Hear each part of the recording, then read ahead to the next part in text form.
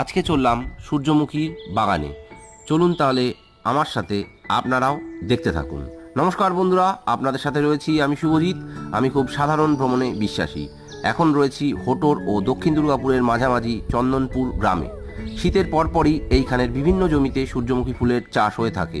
কলকাতা থেকে এই জায়গার দূরত্ব কম বেশি 40 কিলোমিটারের মতো। ট্রেনে যারা আসবেন তারা হোটো স্টেশনে নেমে চন্দনপুর গ্রামে চলে আসবেন। গাড়িতে যারা আসতে চাইছেন বারুইপুর বাইপাস হয়ে হোটো স্টেশনের আগেই সূর্যমুখী ফুলের শোভা দেখতে পাবেন। যারা এই সৌন্দর্য উপভোগ করতে চাইছেন তারা মোটামুটি মার্চের 20 তারিখ থেকে এপ্রিলের মাঝামাঝি অবধি এই সৌন্দর্য দেখতে পাবেন। এই ফুলগুলোর ওজন কম বেশি 1 থেকে 1.5 কেজি হয়ে থাকে। গাছের উচ্চতা 6 থেকে 7 ফুট অবধি হয়। এই ফুলের বীজ থেকেই বার করা হয় সানফ্লাওয়ার অয়েল। সময় পেলেই বিকেলবেলায় টুক করে ঘুরে আসতে পারেন। কথা দিচ্ছি নিরাশ হবেন না, উল্টো একরাশ মুগ্ধতা নিয়ে ফিরবেন।